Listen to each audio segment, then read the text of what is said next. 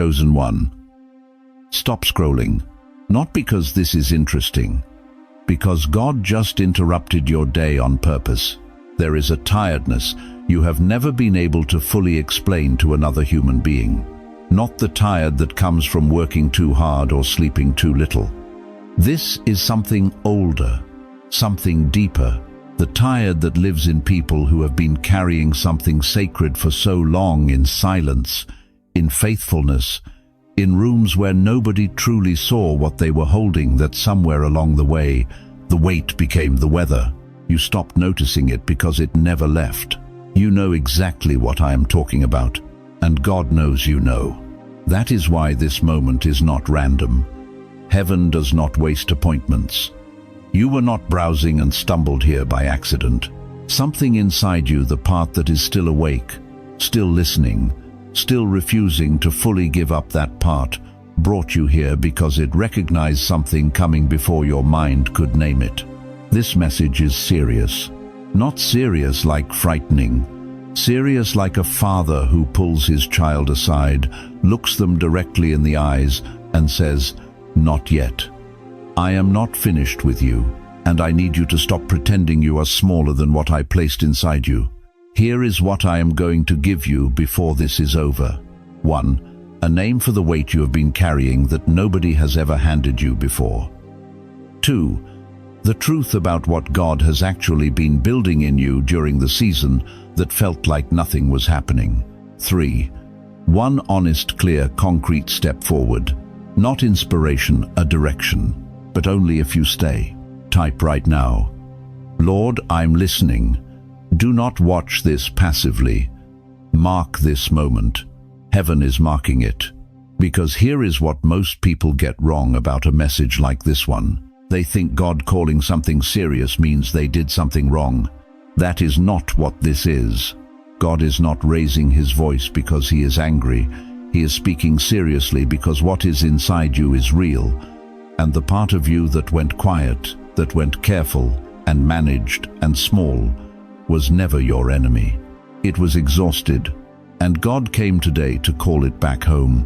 Let me ask you something nobody has asked you in a long time. When did you last feel it?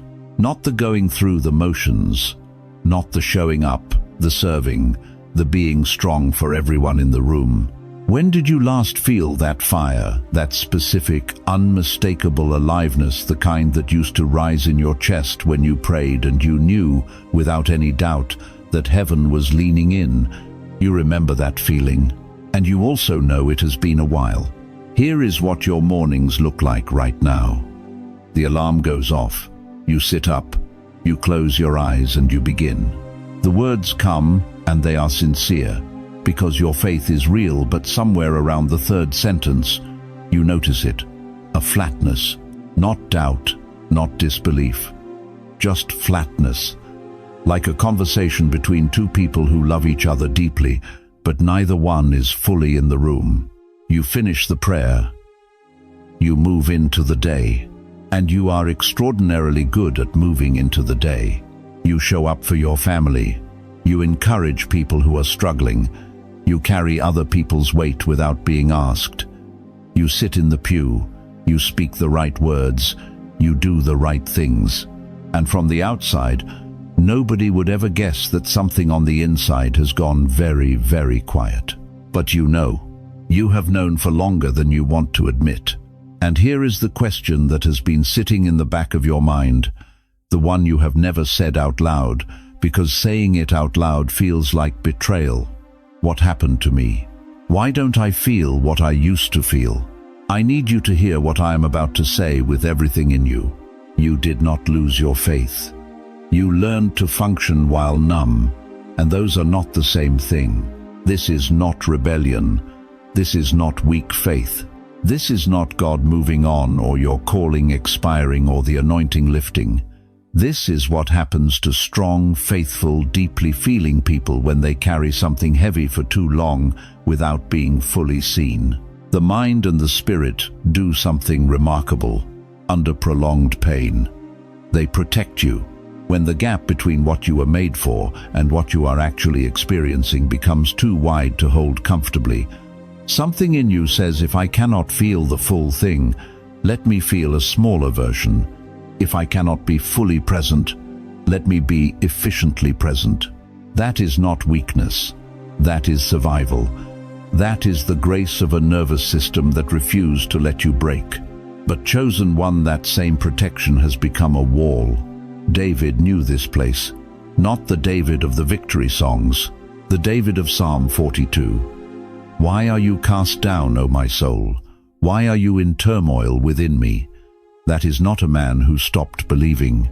That is a man who has been running so long, carrying so much, misunderstood by so many, that the distance between who he was anointed to be and who the world was allowing him to be felt like a canyon he could not cross. He was not faithless, he was exhausted. Elijah knew it too. This man had just called fire down from heaven. He had stood alone against 450 false prophets and watched God show up in power. And then one threat from one woman, and he collapsed under a broom tree and said, "It is enough. Take my life." That is not a weak man. That is a burned-out man, a man whose flame had dropped so low that the wind of one more battle nearly finished it. And what did God do? He did not lecture him. He did not shame him. He did not say, "After everything I did for you, this is where you land." He let him sleep. He sent an angel. He said, "Get up and eat. The journey is too great for you. Not too great to complete, too great to attempt from where you currently are."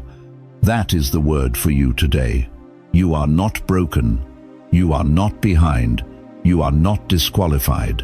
You are a lamp that is still burning, but the flame has been turned so low for so long that you have almost forgotten what it looks like at full strength. There are rooms in you that have been closed for years, not because you locked them in sin, because you locked them in self-protection. Because the last time those rooms were open, something came in that hurt you, and the safest thing you knew to do was close the door and keep moving. God is standing at those doors today, not to expose you, to reopen what was sealed too early. If any part of what I just described is your life, if you have been functioning on the outside while something on the inside has gone quiet, say it right now. Type, "That's me," because naming it is the first honest thing. And honesty is always the first movement toward healing. But here is what I need you to understand. The flatness is not the real issue. The numbness is not the deepest problem. It is only the surface. It is only the symptom. Underneath it, underneath the drift and the quiet and the years of faithful, invisible endurance, there is something God has been doing that you could not see while you were surviving. And that is exactly where we are going next. Let me ask you something nobody has ever asked you directly. How many years did you give in silence? How many mornings did you wake up faithful, genuinely faithful, and still go to bed with the same unanswered question sitting on your chest? How many times did you watch someone younger, someone less prepared, someone who had not walked half of what you walked, step into something you had been quietly believing God for? And you smiled. You celebrated them. You kept going. But in the dark, in the honest place, you asked it. Maybe you whispered it. Maybe you only let yourself think it once before you pushed it back down. God, why not me? Why not yet? Did you forget where you put me? Chosen one, he did not forget. He was building. Here is what the enemy has spent years trying to convince you. That hiddenness means irrelevance. That delay means rejection. That the silence of unseen seasons is evidence that the calling was never real to begin with. And the cruelest part of that lie is how reasonable it sounds. Because the world around you kept moving, doors kept opening for other people, recognition kept arriving for other people, and you kept showing up, kept praying, kept holding the thing God placed in you like a sealed jar, wondering if anyone would ever ask you to open it. But here is what God says about sealed jars. The oil inside them does not expire, it concentrates. Think about what you know of Joseph. 17 years old, a dream so vivid it felt like it had already happened. And then a pit, then a slave's collar, then a prison cell. 13 years between the dream and the palace. 13 years of obscurity that looked from the outside exactly like a life gone wrong. But what happened to Joseph in that pit, in that house, in that prison that was not punishment? That was doctoral level formation. The man who could govern Egypt, who could hold power without being corrupted by it, who could forgive brothers who sold him, that man could not have existed without every single one of those hidden years. The pit did not delay Joseph's destiny. The pit was part of it. And Moses 40 years in the Midian desert. 40 years tending sheep on the backside of nowhere, after fleeing the most powerful empire on earth. By every human measure, that story was finished. And then a bush caught fire and did not burn out. And the man who emerged from that wilderness was not diminished by the waiting. He was made precise by it. The desert removed everything in Moses that would have gotten in the way of what God needed to move through him. David. Anointed as a teenager, then back to the fields, then to the court, then hunted like an animal across the wilderness. Years of carrying a crown he could not yet wear. But those years in the caves, those psalms written in the dark, that is where the shepherd became a king in his bones, not just in title. Anna, 84 years old, a widow who had spent decades in the temple, fasting, praying, holding a promise the world had long since stopped expecting. And when the moment arrived, when Mary and Joseph walked through that door with a child, Anna was the one who recognized him. Not because she was lucky, because she had been in training for 84 years, for a single sacred moment of seeing clearly. Chosen one, do you understand what I am telling you? God hides what he intends to use with weight. A sword is kept in its sheath until the right war. Roots grow 30 feet underground before a single inch of fruit appears above the soil. Scaffolding surrounds a building for months, sometimes years, and from the street it looks like nothing is happening. But every beam placed in secret is what makes the structure capable of bearing what it was built to hold. Your hidden years were that scaffolding. Every season that felt like silence was God reinforcing something in you that the next chapter is going to require. Every year you felt overlooked was God protecting something in you from being handed to the wrong room too soon. Every morning you showed up faithful when nobody was watching. Heaven recorded it. Not one day was wasted. Not one tear fell on ground that God was not already preparing. You were not buried. You were planted. And there is a difference that changes everything. Buried things are finished. Planted things are just beginning. If you believe God was building something in you that the world has not yet seen, write it right now. My hidden years were not wasted. Let your own hands type what your spirit already knows is true. Because here is where this message has to go deeper. Hiddenness alone does not explain why God is calling this serious. Preparation alone does not carry the full weight of what he is trying to say to you today. There is something underneath the hidden season, something God has been waiting for you to be strong enough to hear. And that is exactly where we are going next. Let me ask you something nobody has asked you in a long time. Who taught you to need so little? Who taught you to shrink yourself down until you fit neatly into spaces that were never actually built for you? Who taught you that making yourself manageable was the same thing as being faithful? Because somewhere along the way, and I need you to hear this clearly, you stopped living from who you were made to be, and you started living from who you had to become just to survive. And those are not the same person. That, right there, that is the real issue. Not your fatigue, not your doubt, not the prayers that felt like they hit the ceiling and came back unanswered. The issue is identity. You have been carrying a heaven-sized calling inside an identity that was built for survival. And chosen one, You cannot do that forever without something going quiet inside you. Think about what a survival identity actually is. It is the version of you that learned through disappointment, through loss, through years of being overlooked, that the safest thing to do was need less, expect less, and present less. It learned to edit the full version of who you are before walking into rooms. It learned to hold back the weight of what you carry, because too many times the room was not ready for it. That identity kept you here. I want to honor that.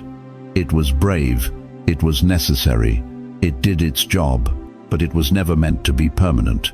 And here is the truth that should stop you cold right now. The drift you felt, that spiritual flatness, that going through, the motions exhaustion, it was not a faith problem, it was an identity problem. Your soul was trying to sustain something holy from a frame that was built for endurance, not for destiny. And the body, the spirit, the inner life, they know the difference. Look at Gideon. The angel of the Lord appeared to him and said, "The Lord is with you, mighty warrior." And where was Gideon? He was hiding, threshing wheat in a winepress, making himself invisible, trying to survive one more day under oppression. He had a deliverer's calling and a fugitive's posture. And God did not address the hiding. God addressed the identity. Mighty warrior, not what Gideon felt, what Gideon actually was. That is what God is doing with you today. Look at Jacob. He spent decades operating from a stolen identity, a grabbed blessing, a name that meant deceiver. He was resourceful, he was resilient, but he was running. And it was not until that night at the river, wrestling, broken, refusing to let go, that God reached down and changed his name. Not Jacob anymore, Israel, one who wrestles with God and prevails. The survival self died at that river. The true self rose with a limp and a new name. You have been wrestling too. And God is not trying to pin you down, he is trying to rename you. Peter, 3 denials, the fire, the rooster, the worst night of his life. And then Jesus, standing on a shoreline, cooking breakfast, asking one question 3 times. Do you love me? Not punishing the survival self, restoring the true one. Feed my sheep. The man who hid became the man who preached to thousands and never looked back. This is the pattern. God does not refine your coping system, he replaces your identity. And now I need to ask you the question that changes everything. Why would God call this serious? Not because you failed, because what you are carrying is real, and you have been trying to carry it in yesterday's frame. An eagle trying to convince itself it was built for the ground, a royal robe folded up and stuffed inside a survival suit. Heaven's assignment being transported in a container that was never designed for the journey ahead. You do not need a better coping system. You need a truer identity. Say this out loud right now, not in your head, with your voice, because words spoken into the air carry weight that thoughts alone never will. I will not live from the smaller version of me anymore. Say it like you mean it. Say it like the version of you that endured all those hidden years deserves to finally hear it spoken out loud. Because here is what God is preparing to show you next. The season that felt like silence, the years that felt like nothing was moving, like heaven had gone quiet, like you were standing still while everyone else was advancing. That season was not abandonment, it was construction. And what was being built in you during those hidden years is the very thing that makes what comes next possible.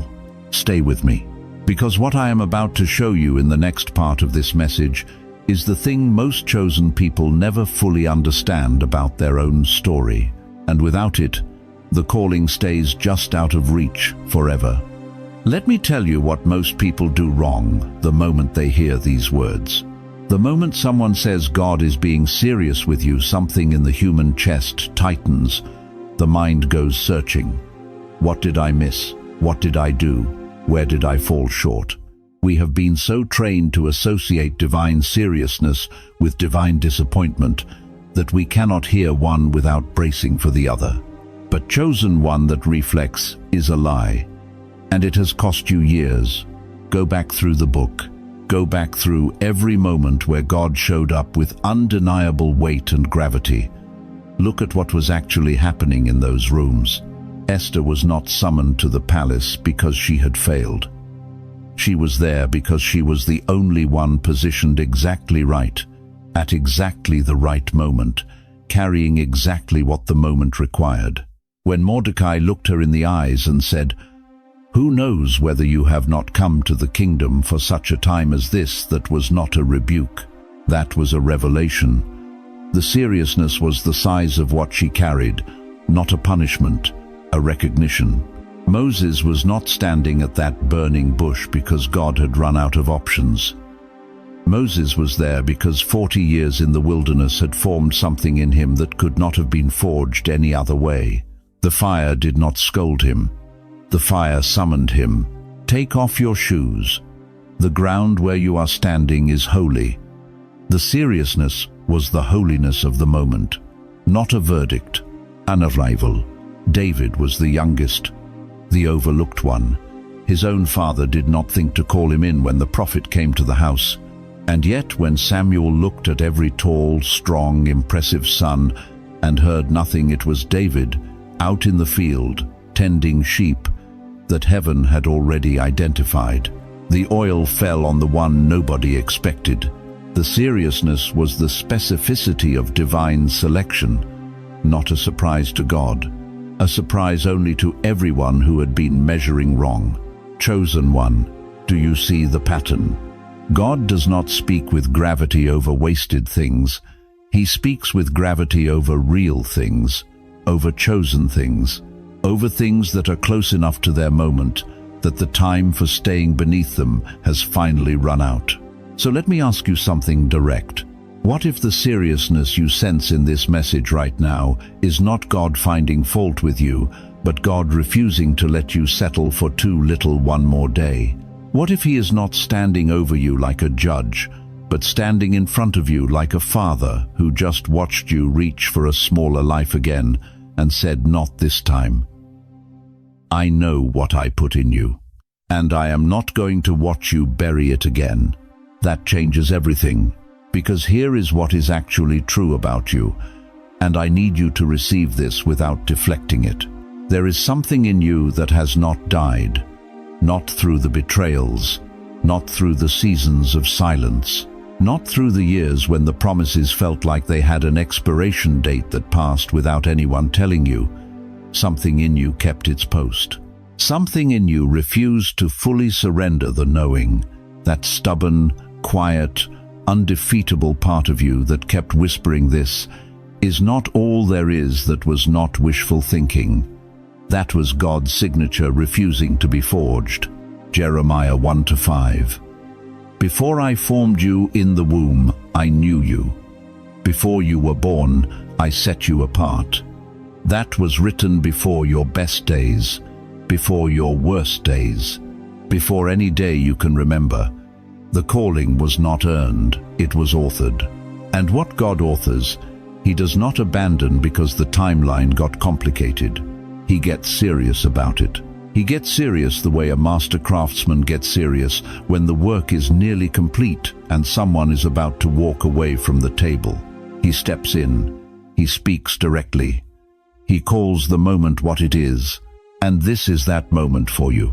So right now, if you feel God speaking to the real you, not the reduced you, not the carefully managed version of you that learned to take up less space, type this in the comments: I receive the truth.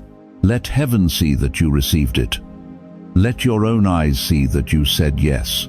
And if you know someone who has been hidden too long, someone tired in that deep way we talked about, someone whose calling has been quiet but never actually gone, share this message with them right now. No explanation needed. Just send it. They will know why. Because God is not being severe with you. He is being serious with your calling. And there is a difference between those two things that will change the entire way you walk into tomorrow. The question is no longer whether the calling is real. You already know it is. The question now is, what has been buried in you that God refuses to let stay underground one more season? That is exactly where we are going next. Let me ask you something honest. Have you ever walked into a room and felt something shift and nobody else seemed to notice? Have you ever known something was wrong before anyone said a word? Have you ever sat across from a stranger and watched them start telling you things they had never told another soul, as if something in you gave them permission to finally be seen? That was not coincidence. That was not your personality. That was your design operating exactly the way God intended it. And here is what no one ever told you, what the world around you consistently failed to name, what even the people who loved you most did not have language for. What you carry is not small. There are 4 things God placed inside you, not as suggestions, not as possibilities, as architecture. The way a building is designed to bear weight, you were designed to carry these 4 things. And I want to name them one by one, because the moment something is named, it can no longer be dismissed. The first is this: you are a seer. Daniel did not interpret Nebuchadnezzar's dream because he was educated. The wisest men in Babylon had education. They failed. Daniel saw because God had given him the capacity to perceive what the natural eye cannot reach. Daniel 2:28. There is a God in heaven who reveals mysteries. That same God gave some of that to you. You have felt it your entire life. A knowing that arrives before the explanation. A read on a situation that turns out to be exactly right. A sense in your body when something is off that no one else in the room has registered yet. People called you sensitive. Some called you anxious. Some smiled and changed the subject. But God called it discernment. And discernment is not a feeling. It is equipment. The second thing: you are a voice. Not loud necessarily, not the one commanding the stage, but when you speak, truly speak, from the place that is most honest in you, something happens in the room that cannot be explained by volume or vocabulary.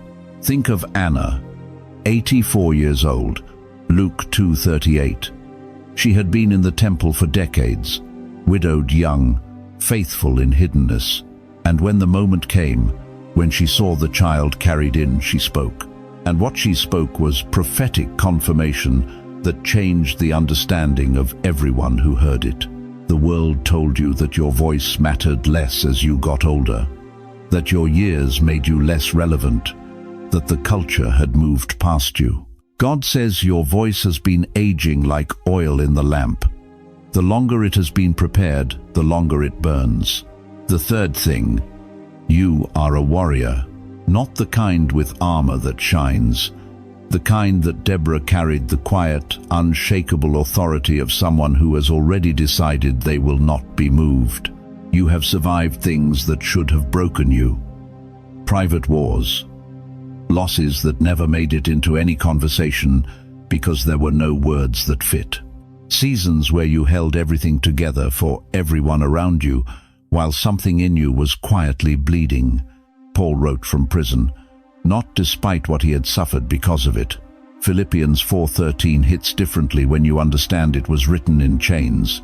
I can do all things through Christ who strengthens me. That is not inspiration. That is the declaration of a man who had been through the fire and discovered that what came out the other side was unbreakable. That is your testimony too. Every private war you survived deposited something in you that cannot be manufactured. It can only be forged, and you have been in that forge longer than most people will ever know. The fourth thing: you are a light bearer. Jesus said it in Matthew 5:14. You are the light of the world. Not you will be, not you could become, you are. There are people in your life who calm down when you walk in. Children who breathe easier. Rooms that find their footing when you arrive. You have probably never been given credit for it, but you have felt it. The moment when the temperature in a space quietly changes because you are present. That is not personality. That is the light bearer operating. That is what happens when someone carries genuine peace, not performed peace, not managed calm, but the settled, deep, unshakable peace that only comes from having walked through enough darkness to stop being afraid of it. So here is the question that should be sitting in your chest right now. If God built all of this into you, the discernment, the voice, the endurance, the presence, then why did you spend so many years feeling invisible? Why were you silenced? Why did the very gifts that were designed to matter most seem to go unrecognized the longest? That answer is coming, and it will change how you understand every season you thought was wasted.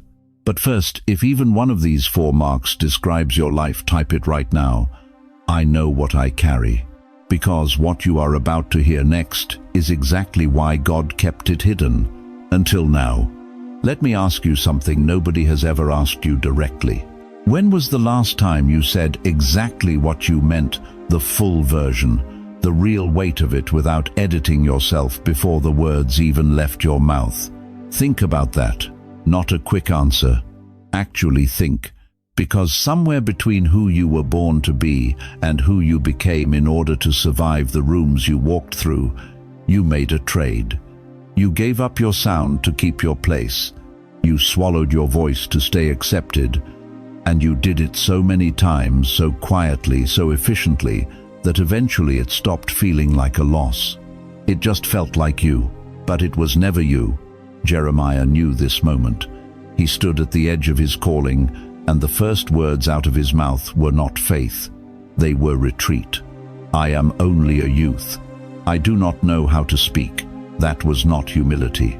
That was a wound talking. That was a man who had already been told, in ways both loud and silent, that his voice was too much, too soon, too certain for the room he was standing in.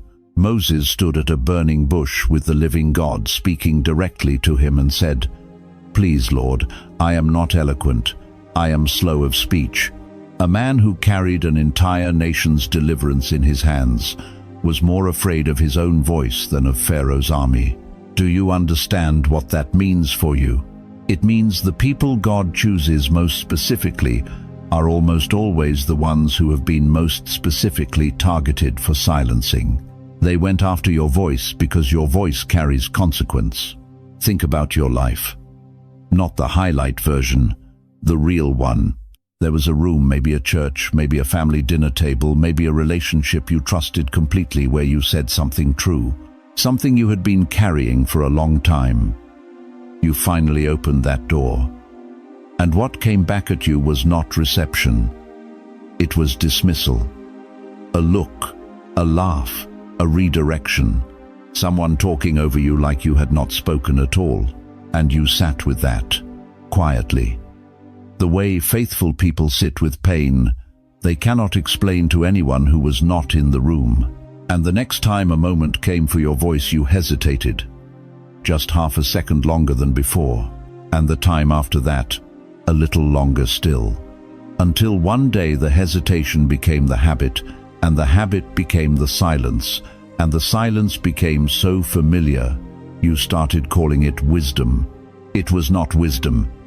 It was a wound wearing wisdom's clothing. Your gift made people uncomfortable.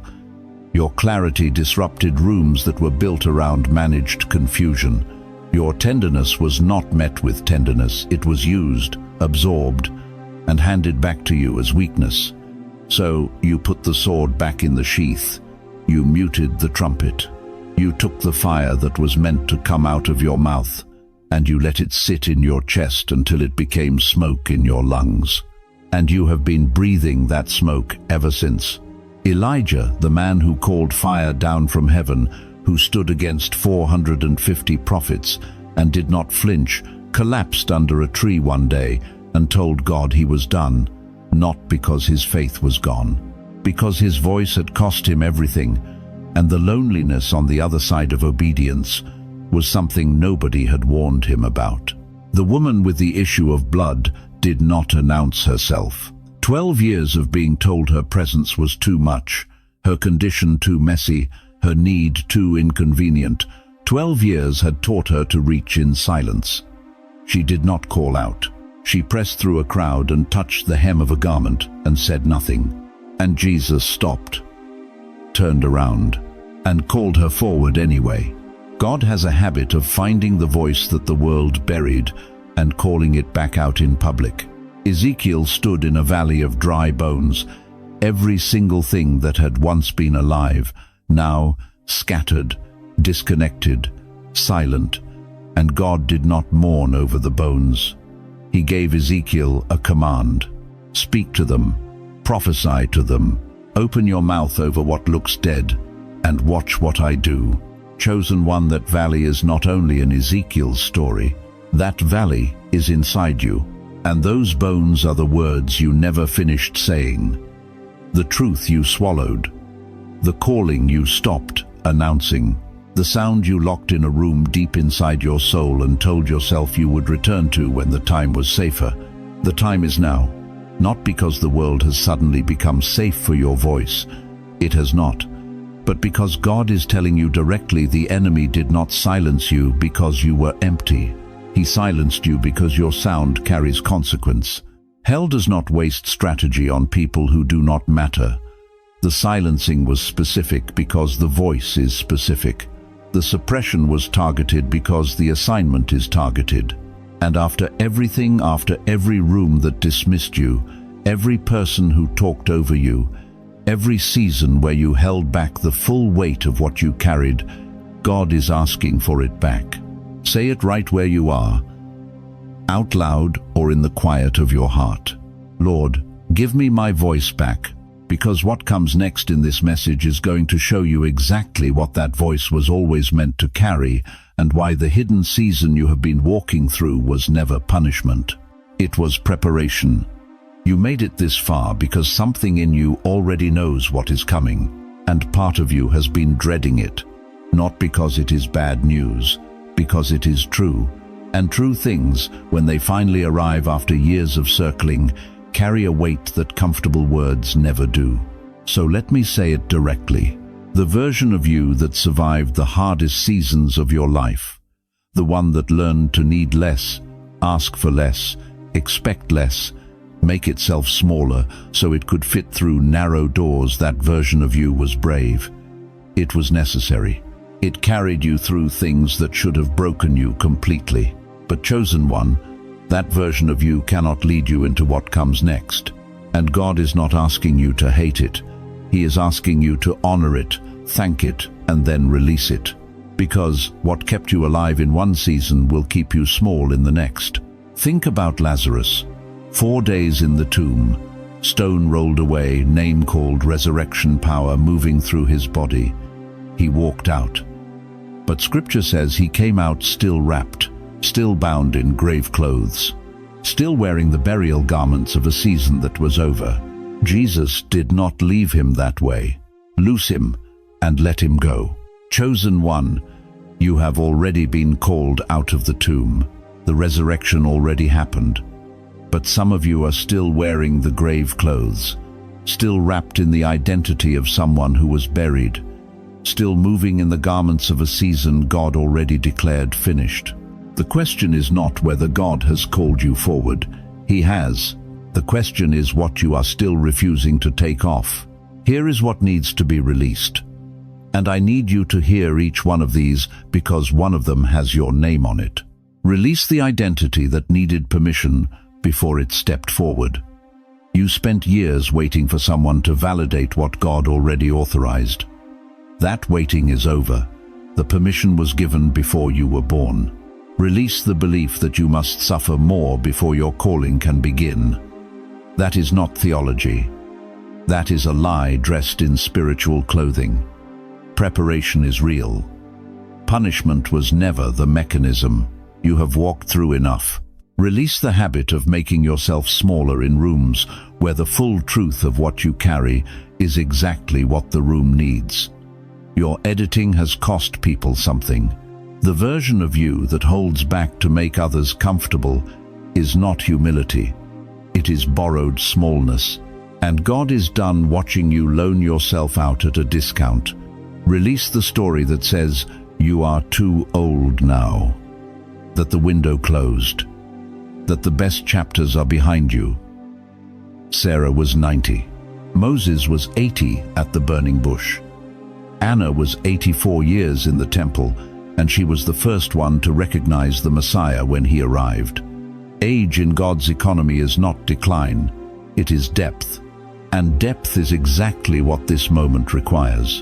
And finally, release the grief of the old self, not by burying it, by honoring it. Say thank you to the version of you that got you through. Mean it. It was real. It was brave. It survived things that had no business surviving. But do not ask that version to lead you into your promised land. Israel stood at the edge of Canaan after 40 years in the wilderness. The land was right there.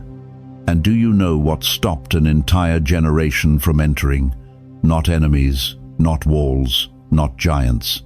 It was the story they kept telling themselves about who they were. We were like grasshoppers in our own sight. They saw the promise and still chose the smaller story. Do not be that generation, chosen one. Paul said it with surgical precision. Forgetting what is behind and reaching forward to what is ahead. Not ignoring the past, forgetting its authority over your future. There is a difference between a memory and a master. Your past is allowed to be a testimony. It is not allowed to be a ceiling. Lot's wife looked back and was frozen in the very moment of her deliverance. Not because looking back is always wrong, because she looked back with longing. She looked back as if what she was leaving was still home. Chosen one. What are you still looking back at with longing that God has already called you away from? The old map is ash now. The winter coat served you. But you are walking into summer and you are still wearing it. And the weight of it, that specific familiar heaviness you have been carrying, that is not destiny, that is clothing from a season that ended. Take it off. When you release the old story, something immediate begins to shift. Not someday, now. In the room you are sitting in the body you are carrying this in. Something loosens when you finally stop holding a story that was never meant to be permanent. That shift, what it unlocks, where it leads, what God has been building underneath everything you thought was silence, that is exactly where we are going next. But first, if you are ready to release the smaller story type right now, I let it go.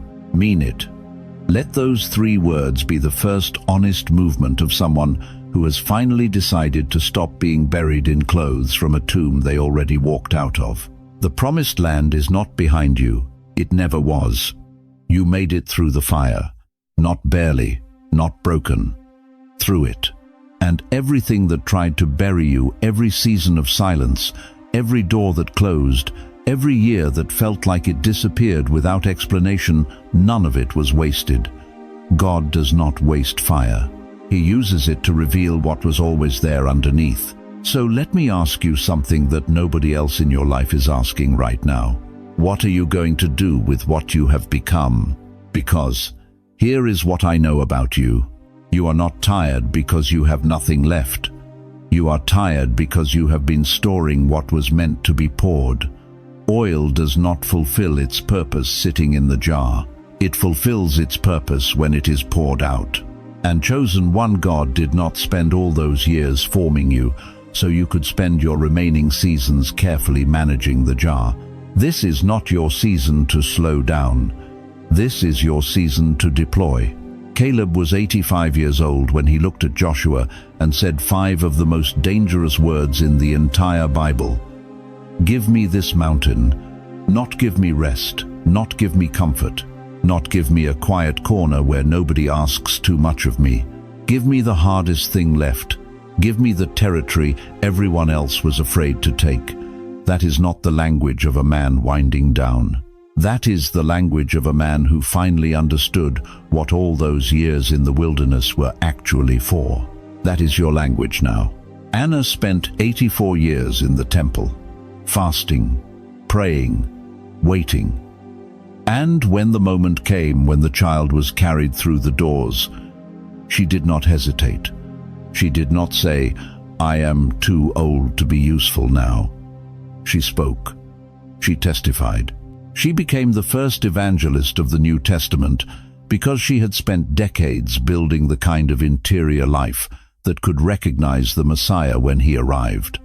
Her age was not her limitation. Her age was her qualification. And Peter, after the denial, after the shame, after 3 years of carrying the weight of the worst night of his life, Jesus did not retire him. He restored him. He looked him in the eye and said, "Feed my sheep, not someday, not after more preparation. Now, go." The very man who failed the most visibly became the one entrusted with the most. That pattern is not coincidence. That is the character of God. So let me be direct with you the way only someone who deeply respects you can be direct. The world does not need your worry. Your family does not need your anxiety. The people coming behind you do not need your caution. They need your wisdom. They need your voice. They need you to stop editing the fullness of what you carry and start speaking it without apology. There are younger people in your life right now who are about to make decisions that your scars could redirect. There are families carrying confusion that your hard-won peace could settle. There are rooms in your church, in your neighborhood, in your own home, where the atmosphere would shift if you walked in carrying the full weight of who God has made you.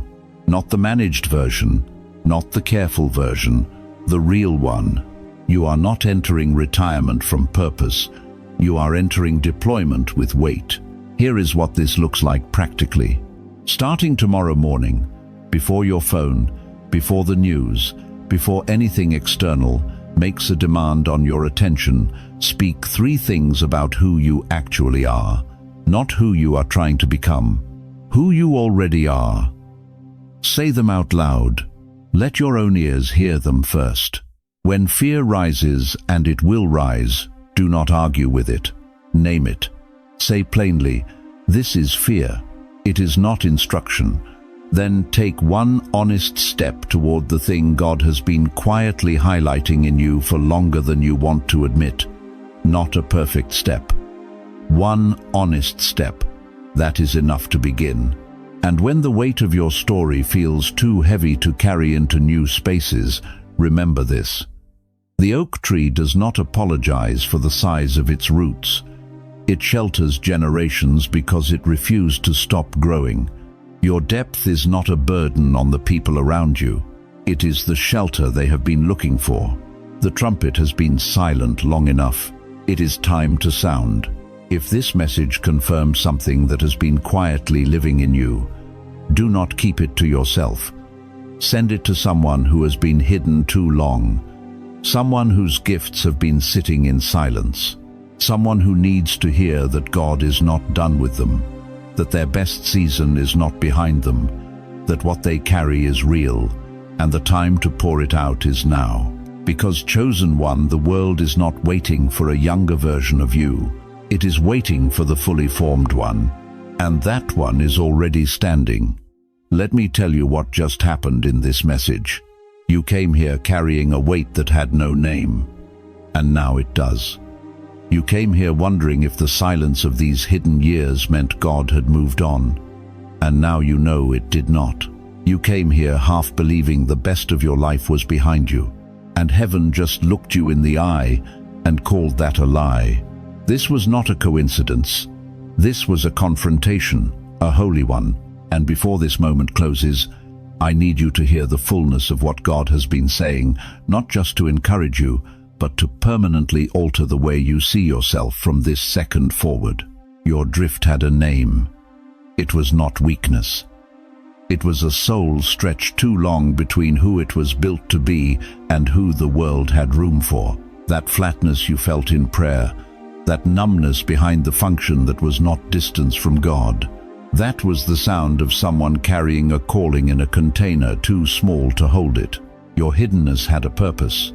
Every year that felt invisible, every season where no one applauded, every morning you got up and kept going when stopping would have been so much easier, none of that was wasted. Psalm 139 says, God saw your unformed substance. He was there before the first breath. He has been there through every silent year since, not watching from a distance, present, working, preparing. Your age is not a disqualification. It is a credential. Moses was 80 years old when God said, now. 80. Not when he was young and fast and full of fire, when he was formed, when the wilderness had removed everything that was not truly him, when he had finally become someone the calling could actually rest on without collapsing. You are not too old. You are finally ready. Your sensitivity is not your liability. It is your equipment. The way you feel things others miss, the way rooms shift when you walk in, the way people in pain feel genuinely seen when they sit with you, that is not personality. That is assignment. That is God-given perception for a God-given purpose. Stop apologizing for how deeply you feel. Start understanding why you were built that way. Your voice matters. The words still waiting inside you, the ones you edited, the ones you swallowed because the room did not feel ready, the ones you convinced yourself were too much, those words are not yours to keep. They belong to someone who is waiting to hear them. Someone whose faith is hanging by a thread right now. Someone who needs exactly what you are carrying. Proverbs 25:11 says, a word spoken at the right time is like apples of gold in settings of silver. Your right time is not someday, it is now. And the old identity, the survival version of you, the one that learned to be small, to be careful, to ask permission before taking up space, that version served you. It carried you through the fire, but it was never meant to be your permanent address. You were not built for managed. You were built for full. So hear this clearly. God did not keep you breathing through everything you have survived just to watch you fade quietly into the background of your own story. He kept you here because the assignment is still active, because the calling did not expire, because heaven looked at everything the enemy threw at you, the losses, the betrayals, the years of silence, the seasons of almost, and decided none of it was enough to cancel what was written over your life before you were born. You are not forgotten. You are not disqualified. You are not late. You are not too broken, too tired, or too far from where you thought you would be by now. You are chosen. And chosen people do not get to live small forever.